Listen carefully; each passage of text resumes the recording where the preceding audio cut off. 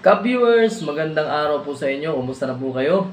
Alam kong mga busy at busy nga rin po din sa barangay kaya di rin halos makapag-vlog. Ngayon po ay magbablog tayo at pag-uusapan natin yung isang resolusyon na ginawa po natin para ipasa sa ating minamahal na governor para matugunan isa sa problema dito sa aming barangay. Pero bago ang lahat, bago magpatuloy, pakiclick ang ating like button at pa-subscribe na rin kung bago po kayo sa aking channel.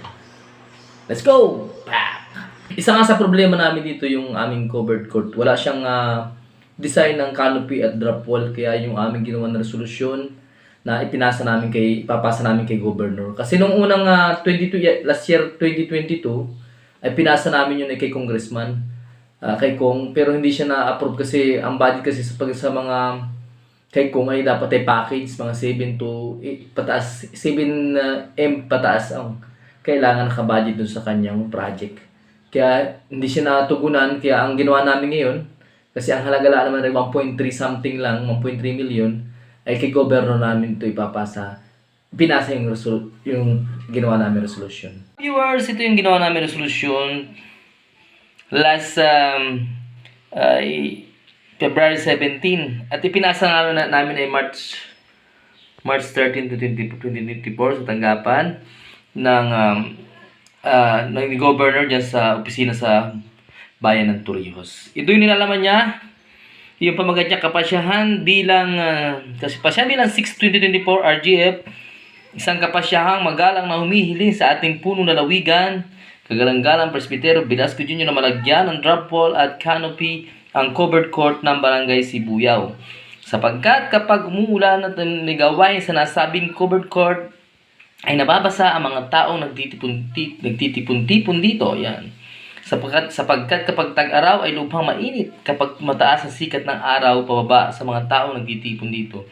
Sapagkat ang covered court plaza na ito ay madalas pagdausan ng mga gawain pambarangay.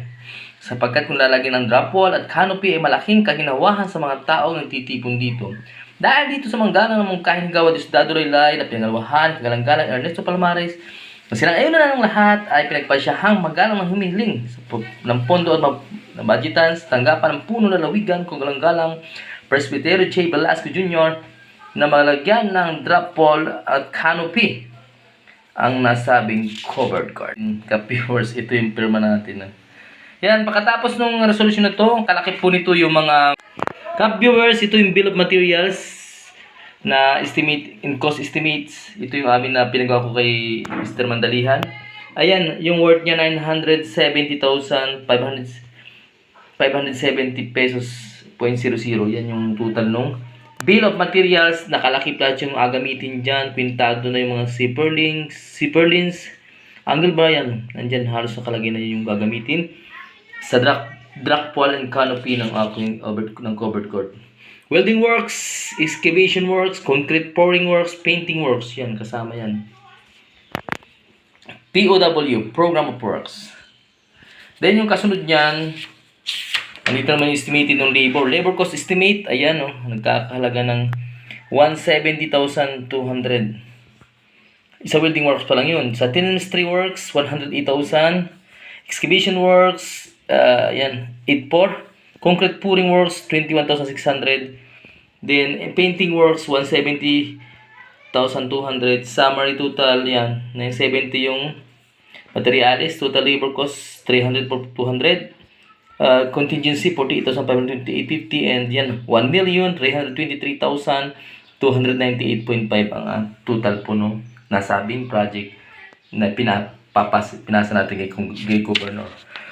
Kasama rin po nito, ka-viewers, yung plano nga ng ating nasabing project. Ayan, proposed drop wall pre-painted. Ayan, nakalagay, pinadrawing na rin ni Mr. Mandalihan yan. Canopy.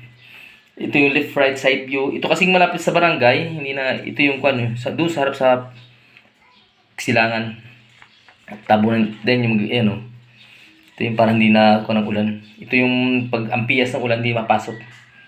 Propose, yan po ang tawag ni drop wall. Yung canopy yung palapad. Yan, yan yung vicinity. Yan, tutumagabok, tumaranlig.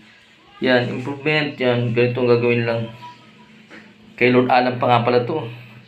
Pero ngayon kay press bill na to kay Governor papasa. Yan yung mga nakakuha nyo, steel beam detail, yan may steel beam. Ayan. Kung kayo, ang payo ko lang sa inyo mga ka-viewers, sa inyong mga saligan ng mga barangay ninyo, kailangan magkaroon kayo ng yung tagaguhit, kagaya ni Mr. Mandalihan, para hindi kayo nahihirapan sa pagkuha ng mga project, pag-estimate. Draftsman namin.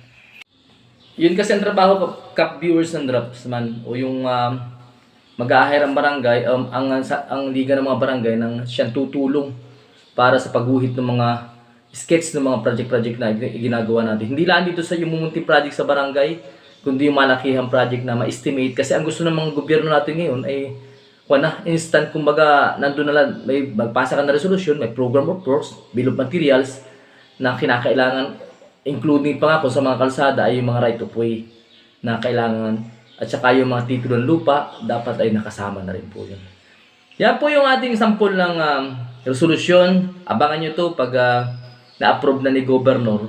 At ito naman ang trabaho ng punong barangay o kahit sinong kagawad na pwedeng pumunta sa opisina sa Buwak, ay ipalo up naman yung proyekto na ipinasa sa kanila para matugunan nga. Sapagkat ngayon, sa panahon ngayon ay medyo malapit ng eleksyon, ay medyo mas magandang magpasa ng project kasi kumbaga sa dagat ay taglabas ang isda ngayon o mas mabilis maglabas ng project sa barangay once na tayo may ipinain na isang resolusyon na maguhok para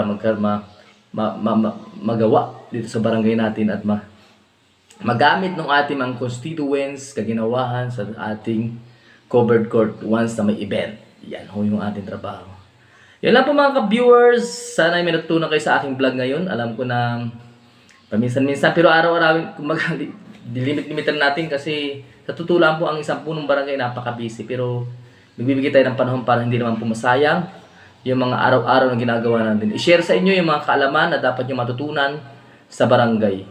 At i-share sa inyo na ma-adapt nyo yung gawain na yun at gawin nyo rin sa inyong barangay dyan. Sana kung mayroon kayong magandang rekomendasyon o suggestion na mabasa na ipaki-call na sa comment section para mabasa rin natin ng mga followers natin, ng mga subscriber para sila naman ay maging kaagapay din natin. And sana hopefully na pagdating ng panahon, pag tayo malakas ang channel at tayo ay magandang magkakadao pampalad na buong Pilipinas, lahat ng barangay, ay makabuo tayo ng isang napakagandang ordinansa na ibibigay natin kay sa congressman o sa senador para dito kasi natin umpisahan sa baba kasi kita yung nakakaalam ng problema dito sa baba na ang sa taas ay sa senado at sa kongreso ay hindi naman gaano naalaman nila yun.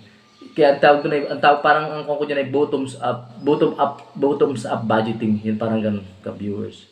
Yun lang mga ka-viewers, subscribe my channel Kapre din at pindutin ang notification bell at para lagi kayong update sa aking mga video. Yun lang po. I love you all. Bye-bye. Viewers, yung aming bagong opisina. Dito na kami raraos nga ng aming sesyon.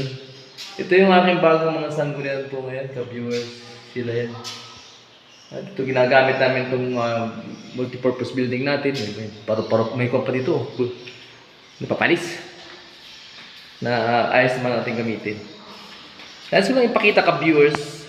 Ito yung aming covered court. Ang wala sa kanya kasi yung canopy. Dito ito lalagyan natin canopy itong taas.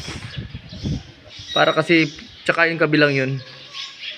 Wala kasi pag umuulan ay nababasa itong covered court namin. Kaya yung nangre-request natin kay Governor na maligyan itong ating ng canopy, itong covered court po natin. Yan. See?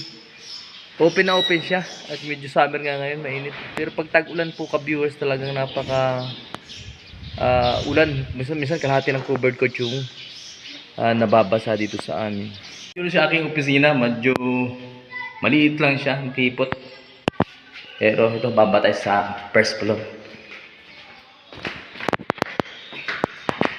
At titingnan natin yung pagpagawa natin canopy and raffle sa labas sa mismong ground.